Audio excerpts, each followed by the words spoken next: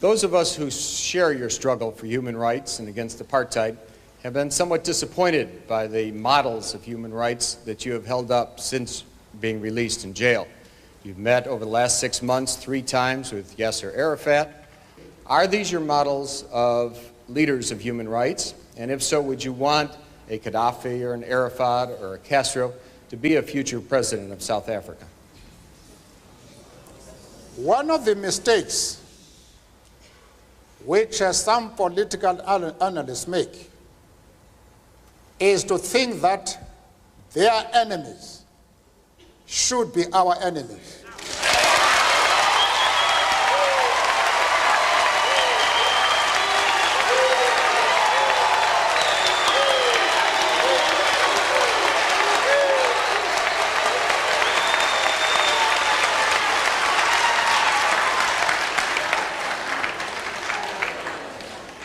Our attitude towards any country is determined by the attitude of that country to our struggle.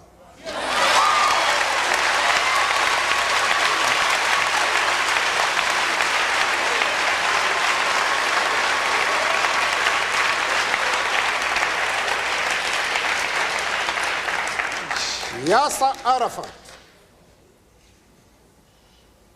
Colonel Gaddafi, Fidel Castro support our struggle to the hilt.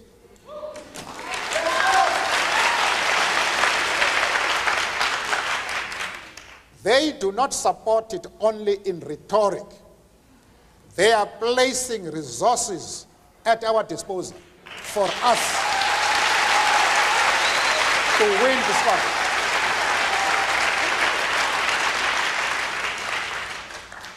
That is the position.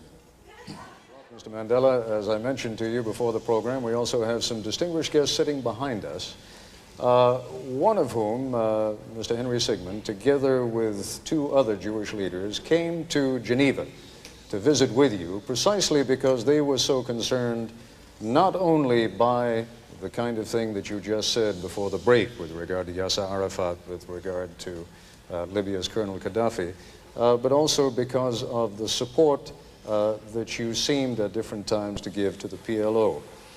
I would like to ask Mr. Sigmund to stand now for a moment and pose whatever question he would like directly to you. Mr. Sigmund? I think I would be dishonest if I did not express profound disappointment with the answer that Mr. Mandela gave to the previous question, because it suggests a certain degree of amorality. As far as Yaser Arafat is concerned, I explained to Mr. Sigmund that we identify with the PLO because just like ourselves, they are fighting for the right of self-determination.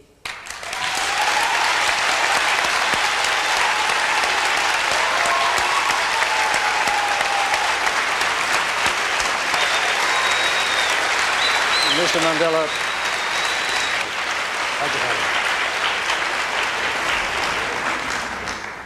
we have ripped through the first part of this broadcast extraordinarily quickly. There are still a number of issues that we have to take up with Mr. Mandela, not the least of them being sanctions by the United States against South Africa. We will continue with that in the Nightline segment of this broadcast. Just a quick break now. We'll be back. And we are back once again at the City College of New York with Nelson Mandela. And Mr. Mandela, we have just heard a number of the things that you said in our hour between 10 o'clock and 11 o'clock this evening. Some controversial things, not the kinds of things necessarily that a very political man says. If you were very political, you might have been more concerned about not alienating some people in this country who have it within their hands, within their power, either to continue sanctions against South Africa or to raise those sanctions, to lift them. Why were you not a little more political? Perhaps we're too accustomed to politicians in this country. I do not understand what you mean. Perhaps if you clarify what you are referring to. I may be in a position to comment. What I'm saying is that in this country, for example, there has been for many years a close alliance between the Jewish population and the black population in the civil rights struggle. There is likely to be a rather negative reaction to some of the things that you have said. That reaction could very well cause people to call up their congressmen, their senators, and say, go ahead, lift the sanctions. Why not? After all, President de Klerk is doing a great deal against apartheid. Only today, in fact, his number 2 man, Gerrit Viljoen, said that the government perceives itself in South Africa as being part of the anti-apartheid struggle.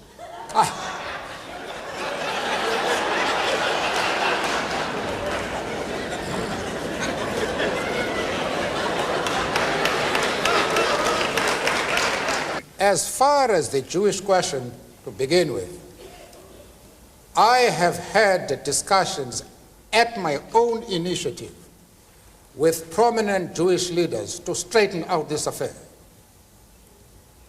Amongst the people I saw was Mrs. Helen Suzman, who has been an MP in our country for more than 30 years. There was Mr. Mazens, who has been a judge in Lesotho, Botswana, and the old Rhodesia. There was the chief rabbi of Johannesburg. There was Professor Katz from the University of Witwatersrand, and an eminent community leader in South Africa. We discussed this question and all misunderstanding was clear, the question of Yaser Arafat and the PLO. I have also discussed the question with the Jewish leaders in the USA and very top people like Mr. Sigmund. We reached an agreement on this question and we saw eye to eye. Now, I don't know where your concern arises. The Jewish leaders themselves are able to determine their own affairs. Nobody else is entitled to say that the Jewish leaders are going to be concerned about your stand. Because I have had discussions with them, and those discussions will reach consensus. But there are matters, of course, in which we did not agree. But the position which we take as the ANC, I thought we were able to explain it in such a way that it removed the concern of the Jewish community. Let's broaden it out. I am still prepared to do that even in this talk. If the Jewish leader have any doubts about our stand, I am prepared to address them and to allay their concern, because they are a very important community both in South Africa and, of course, in the States. And I'm prepared to iron out any differences that might exist. But they must know what our stand is. Arafat is a comrade in arms, and we treat him as such. We have many Jews, members of the Jewish community in our struggle, and they have occupied very top positions. But that does not mean to say that the enemies of Israel are our enemies. We refuse to take that position. You can call it being political or a moral question, but for anybody who changes his principles depending on whom he is dealing, that is not a man who can lead a nation.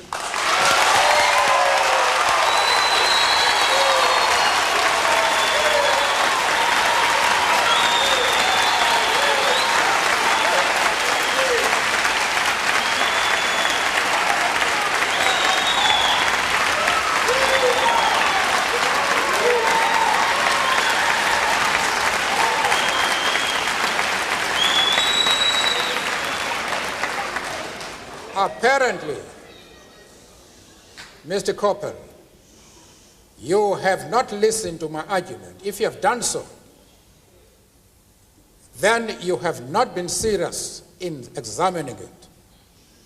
I have replied to one of our friends here that I have refused to be drawn into the differences that exist between various communities inside the USA.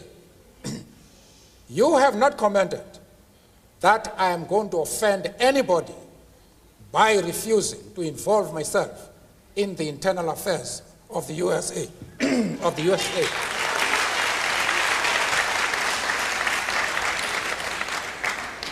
Why are you so keen that I should involve myself in the internal affairs of Cuba and Libya? No. I expect you to be consistent.